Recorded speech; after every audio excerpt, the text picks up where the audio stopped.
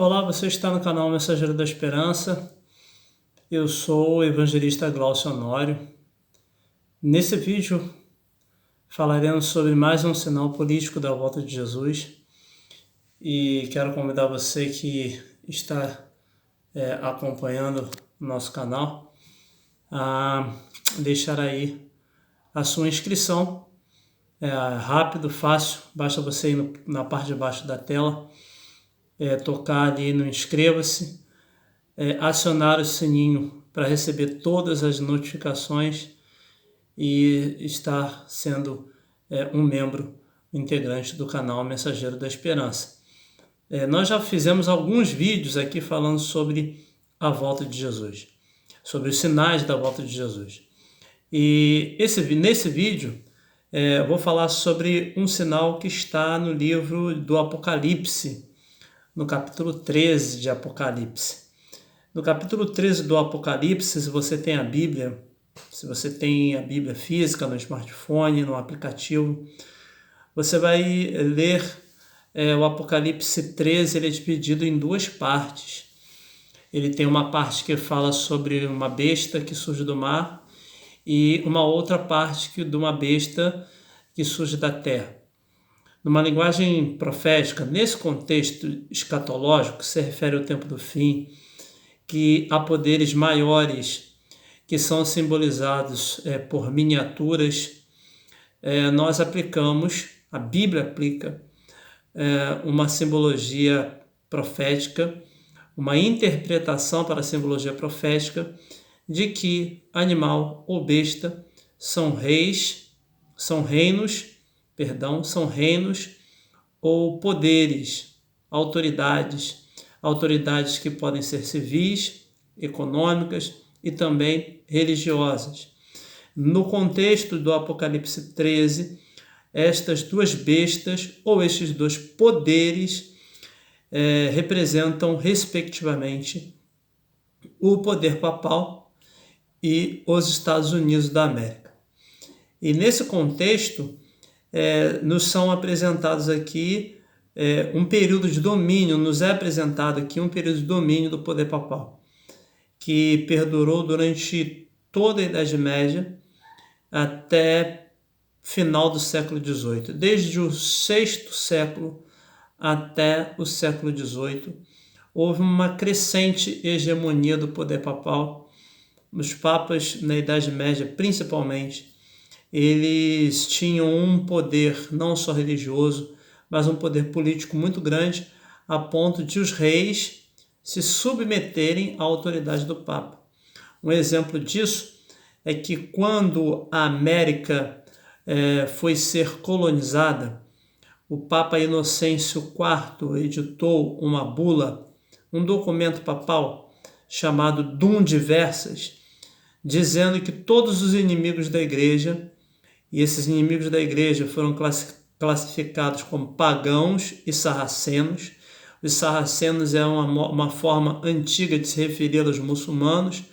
Eles eram inimigos da Igreja, tanto pagãos quanto sarracenos, e que as suas terras, as suas posses, eles próprios deveriam ser reduzidos à servidão, porque eles não tinham alma, e para que porventura pudessem alcançar a salvação, deveriam passar pelo purgatório aqui na terra, que seria a escravidão. A autoridade que os papas possuíam, principalmente no Ocidente, no mundo ocidental, era muito grande. A influência que eles possuíam sobre as autoridades civis, a ponto de que, nesta época, entre os séculos VI e o século XVIII, quase não havia uma separação não havia separação entre a Igreja e o Estado. Aqui no Brasil, um dos pontos que culminaram e levaram à proclamação da República foi justamente uma crise religiosa, quando o imperador Dom Pedro I tirou parte dos poderes da Igreja, distanciando a Igreja do Estado, das decisões do Estado. Desta maneira, não é estranho entender aqui, de acordo com o que a Bíblia diz, que o animal ou uma besta é um poder e que esse poder, esta besta que surge do mar, é o poder papal. O mar aqui simbolizam, o mar ou águas, simboliza multidões, nações e povos. Isso a gente encontra aqui em Apocalipse 17, verso 15, que diz que as águas que viste onde a meretriz está assentada são povos, multidões, nações e línguas. Então esse poder surgiu do meio dos povos. E o local hegemônico, o local que surgiu com grande hegemonia no Ocidente, foi a Europa, logo após a desestruturação do Império Romano. Então é pertinente entender na interpretação bíblica, que a besta que surge do mar, o poder que surge do meio dos povos, o poder hegemônico crescente, é o poder papal. E em seguida, a besta que surge da terra. Percebam que na leitura do Apocalipse 13, a besta que surge da terra, ela vem imediatamente após a besta que surge do mar ser ferida de morte. A besta, ela é ferida de morte, mas essa ferida é curada. Isso está no capítulo 13 do Apocalipse, no verso 3.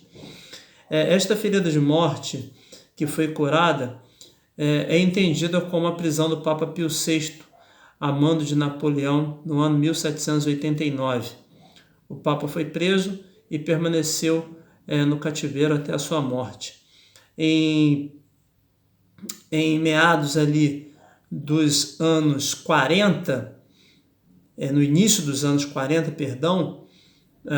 Benito Mussolini concedeu novamente o status ao Papa de chefe, não somente da Igreja, chefe da Igreja ele nunca deixou de ser, mas concedeu o status ao Papa de ser chefe de Estado, destinando uma parte de Roma, um condado de Roma, ao poder papal, para que ali fosse sua sede, e daí a sede da Igreja Católica, a sede do poder papal, passou a ser o Vaticano, e é o menor país do mundo. Então, desde então, o Papa ele é não somente chefe da Igreja, mas também um chefe de Estado. E esse poder que surgiria logo em seguida desta redução do poder do Papa, desse tipo de desprestígio papal, que foi a prisão do Papa Pio VI a mando de Napoleão, esse poder que surge é os Estados Unidos da América. A independência dos Estados Unidos da América acontece ainda nos finais do século XVIII, 1776, a independência norte-americana. E muito por conta da influência da Revolução Francesa, os Estados Unidos ele nunca passou por um governo monárquico, um governo totalitário. Logo após sair dos domínios da Inglaterra, os Estados Unidos passa a ser uma república na qual se preconiza a liberdade, não somente a liberdade de expressão, mas sobretudo a liberdade de religião. Se preconiza os direitos e garantias de todo e qualquer cidadão, e que o Estado não interferiria para que nenhum cidadão deixasse de ter ou passasse a ter uma religião específica. A Constituição norte-americana garante essa liberdade, assim como a Constituição brasileira também. Mas uma coisa que é interessante notar é que a besta que surge da terra, ela tem uma característica interessante. Ela tem 2 chifres parecendo um cordeiro, mas fala como um dragão. Isso está em Apocalipse 13, verso 11. E o que significa isso? Se nós entendermos que um dos símbolos do cordeiro é a liberdade, se aplica perfeitamente aos Estados Unidos da América esse perfil de ter 2 chifres semelhantes ao cordeiro. Porque Jesus, ele traz a libertação do pecado, ele traz a libertação do cativeiro. Então, um dos símbolos de Cristo é a liberdade. E um dos símbolos do dragão é a opressão. Então, no papel, enquanto as suas garantias, enquanto os seus interesses não são ameaçados, os Estados Unidos é uma nação que preconiza a liberdade. No entanto, na sua política externa, ele se assemelha muito ao dragão no sentido de opressão. Estados Unidos, principalmente na segunda metade do século XX, esteve envolvido em várias guerras. Já no século XIX, finalzinho do século XIX, Estados Unidos esteve envolvido numa guerra com a Espanha, esteve envolvido na luta, não é bem luta, mas esteve envolvido na independência cubana, e por uma cláusula na emenda, uma cláusula na Constituição cubana chamada de emenda Platt, os Estados Unidos tinham total poder de interferir na política cubana, inclusive com intervenções militares. Na segunda metade do século XX, Estados Unidos, além de estar envolvido na Guerra Fria com a União Soviética, esteve envolvido na Guerra da Coreia na década de 50, na Guerra do Vietnã na década de 60, diretamente, né? Esteve envolvido indiretamente na Guerra do Irã contra o Iraque, esteve envolvido ali na Guerra do Kosovo, que era na antiga Iugoslávia, entre outras guerras. Estados Unidos esteve envolvido direto e indiretamente. Além de estar envolvido em guerra, Estados Unidos esteve envolvido em golpes contra a Guatemala, golpes aqui militares em toda a América Latina nas décadas ali de 60, 70. Estados Unidos ele esteve indiretamente envolvido nesses golpes. Então, a política externa norte-americana faz jus a essa profecia bíblica que assemelha os Estados Unidos ao dragão, porque o dragão ele é um símbolo de perseguição, de opressão do povo de Deus. E o que os Estados Unidos, ou a besta que surge da terra, fará? Exerce toda a autoridade da primeira besta na sua presença, faz com que a terra e os seus habitantes adorem a primeira besta cuja ferida mortal foi curada. O que significa isso? Sendo a primeira besta o poder papal, e sendo a segunda besta os Estados Unidos da América, os Estados Unidos fará com que o Papa tenha novamente uma proeminência, não apenas como líder civil, mas sobretudo como líder religioso, ao promover um movimento ecumênico mundial. Esse movimento ecumênico mundial fará com que todas as pessoas na face da Terra sejam sugestionadas a aderirem a esse movimento ecumênico mundial. E esse movimento ecumênico mundial tem nada mais, nada menos a função de unir todas as igrejas num sistema único de adoração. Esta é a ideia que a palavra de Deus vem trazendo para nós aqui. Faz com que a terra e os seus habitantes adorem a primeira besta cuja a ferida mortal foi curada. E como os Estados Unidos ele faz isso? Por meio da imposição? Não. A princípio, por meio da sedução. No verso 14 de Apocalipse 13, está dizendo: seduz os habitantes dos que habitam sobre a terra, por causa dos sinais que ele foi dado executar diante da besta, dizendo aos que habitam sobre a terra que façam a imagem da besta, aquela que, ferida a espada, sobreviveu. Então percebam, a ideia da besta que surge da terra, que os Estados Unidos, é fazer com que haja novamente uma crescente hegemonia da besta que surge do mar, que é o poder papal, levando todos os habitantes da terra a adorarem a primeira besta, a estarem num movimento mundial, ecumênico, de adoração única, um sistema religioso único, que tem o Papa como o chefe, como o cabeça, como poder hegemônico. A princípio, esse movimento ecumênico ele será sugestionado. No entanto, isso vai evoluir para uma imposição. E aqui no capítulo 13, verso 15, diz: foi-lhe dado comunicar fôlego à imagem da besta, para que não somente a imagem falasse, como ainda fizesse morrer quantos não adorassem a imagem da besta. A todos, os pequenos e os grandes, os ricos e os pobres, os livres e os escravos, faz que lhes seja dada certa marca sobre a mão direita ou sobre a fronte, para que ninguém possa comprar ou vender, senão aquele que tem a marca, o nome da besta ou o número do seu nome. Percebam que a marca da besta ela é o ápice de um processo que tem como base a adoração. A adoração à primeira besta.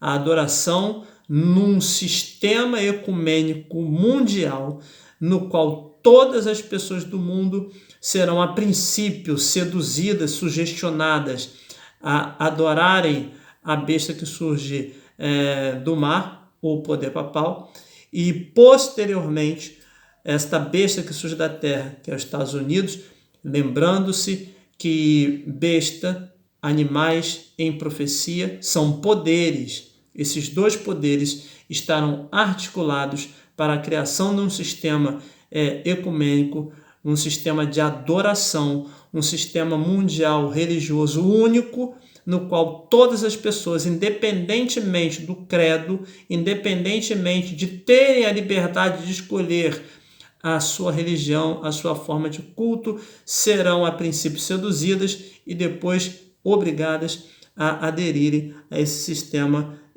religioso ecumênico mundial. E isto culminará com a retirada de direitos, principalmente direito à liberdade de religião, posteriormente o direito de negociar, de comprar e de vender, senão aqueles que aderirem a esse sistema mundial, ecumênico, religioso, que será imposto a todas as pessoas. Vale lembrar que essa ideia de que a marca da besta ela é um microchip é algo que não se confirma, porque a própria Bíblia diz que o que está envolvido na questão da marca da besta é a adoração, um sistema de adoração falso que não tem a Deus como o principal, como poder hegemônico, mas sim que tem o poder papal como principal poder hegemônico e como foco da adoração. Todos aqueles que rejeitarem terão seus direitos cassados, principalmente não poderão comercializar, comprar, vender. O chip, se é que alguma coisa nesse sentido pode ser indicado, servirá apenas para um controle social. E nada tem a ver com chip na mão ou na testa. Se você tiver um cartão de crédito, hoje você já tem um chip no seu cartão e os seus dados estão lá na Receita Federal disponíveis, e todas as pessoas, se digitarem ali o seu CPF, vai encontrar ali todos os seus dados. Então isso é algo que eu estou aqui falando, não para colocar medo em você, não estou falando mal da Igreja Católica, muito menos dos Estados Unidos da América, estou falando algo que está aqui na Bíblia, uma interpretação profética historicista, que conforme a história vai se desenrolando, a profecia também vai se desenrolando, e o que mais aponta a história para esta profecia bíblica são para esses dois poderes e para esse movimento ecumênico mundial que já está em curso e que tem como dois atores principais os Estados Unidos da América e o Vaticano. Quero convidar você a tomar uma decisão nesse momento. Você que está aí vendo e ouvindo esse vídeo, você que entende que Jesus está voltando, que a guerra é uma guerra espiritual e que você precisa tomar uma decisão hoje ao lado de Jesus, fazendo dele seu Senhor e seu Salvador. Eu quero orar por você nesse momento para que você aceite a mensagem de Deus e que você esteja pronta, se preparando para encontrar com Jesus nas nuvens dos céus quando ele voltar. Não se atemorizar com os sinais dos tempos, porque isso aqui são sinais, essas coisas vão acontecer, mas o que importa é que você e eu estejamos preparados no poder do Espírito. Oremos. Pai querido, suplica ao Senhor a tua bênção sobre cada pessoa que está ouvindo esse vídeo, sobre cada decisão, para que o teu Espírito venha nos fortalecer, para que não venhamos a temer no poder do Senhor. Te suplicamos em nome de Jesus. Amém. Deixo para você a saudação Maranata, o Senhor logo vem. Peço a você que deixe o seu like, compartilhe esse vídeo, ore por nós, para que esse projeto Mensageiro da Esperança continue, e desejo para você aí um forte abraço. Até o próximo vídeo.